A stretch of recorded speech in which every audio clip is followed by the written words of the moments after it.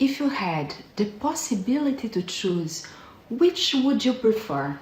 An hour in the past or a minute in the future?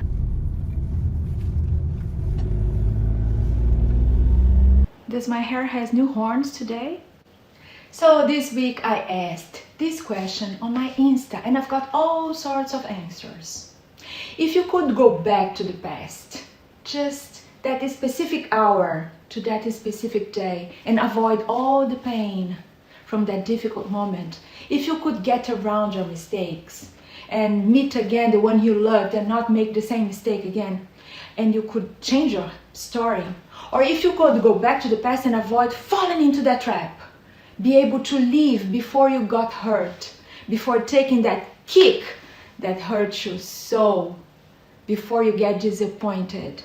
Or would you prefer to go to the future for a minute to know what's the best path, to know where to go, if the choice is right or wrong, what's the best decision?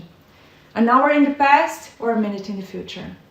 In the past, you could go again and hug that dear person that's no longer here. You could say, I love you again, or ask for forgiveness this one last time.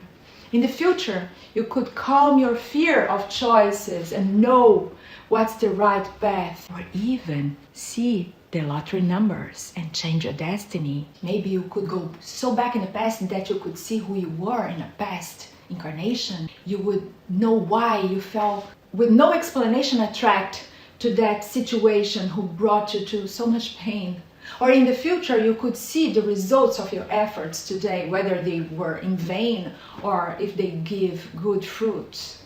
In the past, you could prepare your children better for the reality of life, protecting them in a different way, exposing them to learning so they could know what to do when they are alone here on earth. There are skills that we forget to teach our children. I forgot. They are not the navel of the universe. Emotional control, financial education, unshakable self-esteem, how to deal with compliments and with bullying, to get around the world and take the bus, to respect borders, to accept a no, to have tolerance to frustrations, to deal with monotony.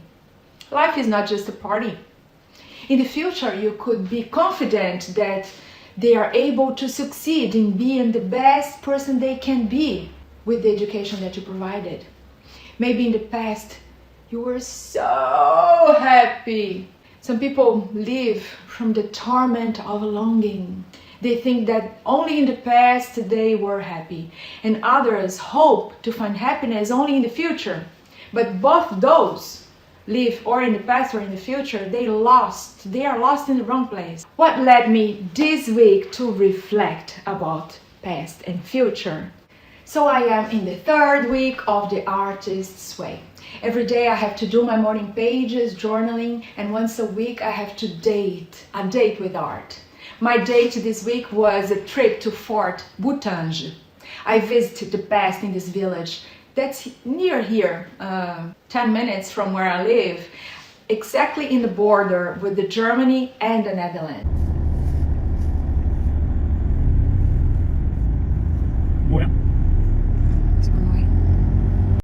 Today I'm in a tiny village here in the countryside of the Netherlands, near with the German border, with a population around 500 people in Westerwolde. It's a place called Fort Boutange. It was built in 1593 during the Dutch Revolt, and it was used until 1850. Take a look, it's so beautiful here.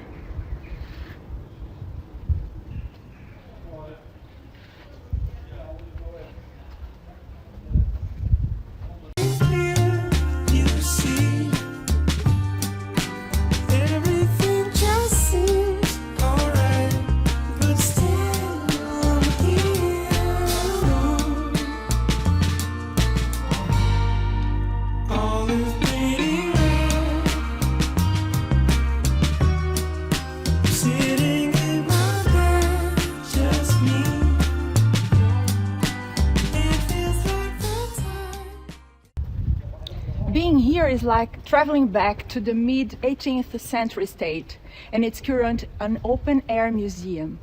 Ik bewonder de Nederlanders. It's incredible what the Dutch people built over a swamp. Amazing. If you look from above, this fort is like a flower or a star. Fort Butang. It was built during the 80 Years' War when Willem of Oranje wanted to control the main road between Germany and the city of Groningen, and it was controlled by the Spanish back then. It is so beautiful.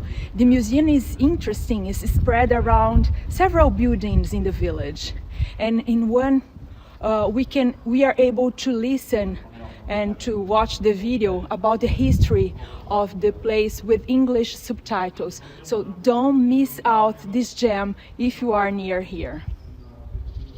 Look at this. I am glad that I didn't live in those days.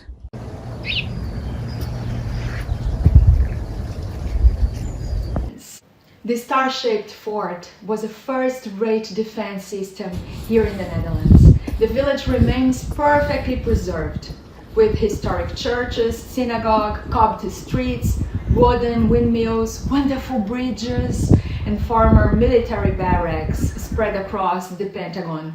Today it's an open-air museum. I confess, since it's winter time, those dates with art help me have a reason to leave the house. Otherwise, I won't go out for 6 months. I love working from home. Usually, I don't even get out for shopping to do groceries. I make a list and my boyfriend goes. Another thing that made me reflect about the past and the future, I watched a Spanish series on Netflix, Si lo hubiera sabido. It's the story of Emma.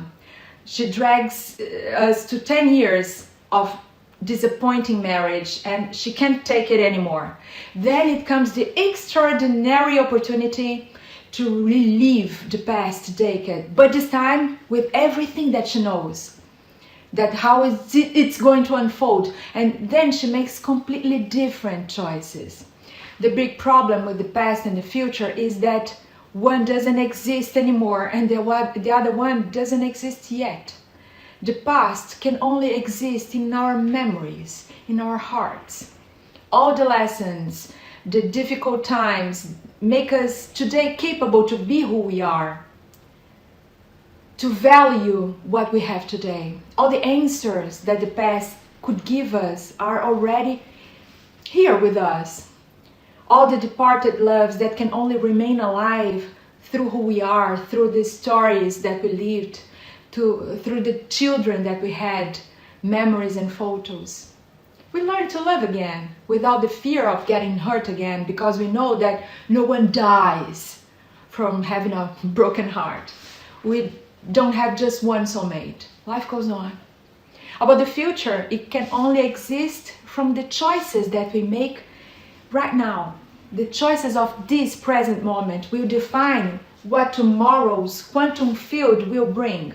So no depression about living in the past, and also no anxiety about living in the future.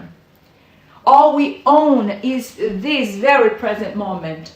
And this present moment here is where lies all the key for changes. Often I say that I use no watch, but if I used, my watch was only going to say now, now, now, now, now, because that's all that we have, all there is, this present moment. As John Lennon said, life is what happens to you while you were busy making other plans. The present moment is our best opportunity.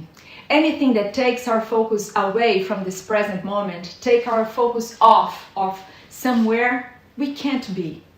The book Genesis presents the theory of prescience, in which the phenomenon of predicting the future is explained by this example. Someone zooms out and at the top of the mountain sees the entire length of the road that goes around the mountain. It's a kind of, a zoom out. This one now can foresee all the future of the traveler on this road. He can see all the incidents that the traveler will have to pass through. As we walk the path of beginning of the end, every curve, every obstacle. Being on the mountain means the moral and intellectual evolution of the eternal spirit that allows for this overall vision. When we are here incarnated on earth as spirits, we are spirits that have a body. We can go through the emancipation of the soul. And that is a kind of an out-of-body experience that we can experience when we are sleeping, for instance. That only our body sleeps, but the soul can unfold and walk in the astral or spiritual realm. Our present choices directly interfere in our future. A change in attitude is enough to alter the occurrence that everything that will unfold after that.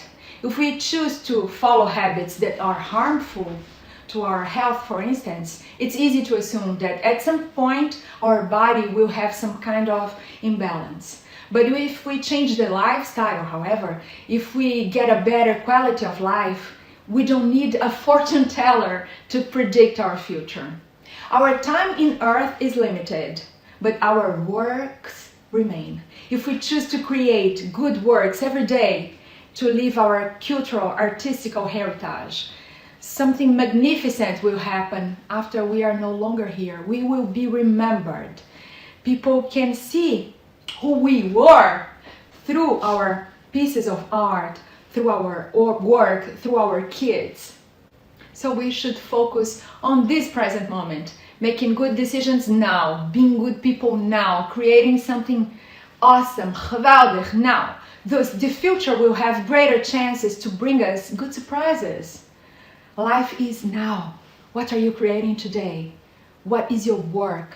What is your craft? I invite you to check my free vision board mini course and the 30-day Creator Clarity Challenge. I have a discount coupon code for the first ones who enrolled in, a 50% discount. Use the code VIP50. VIP50. The links to my free vision board mini course and the 30-day challenge are here in the description below. And see you next week.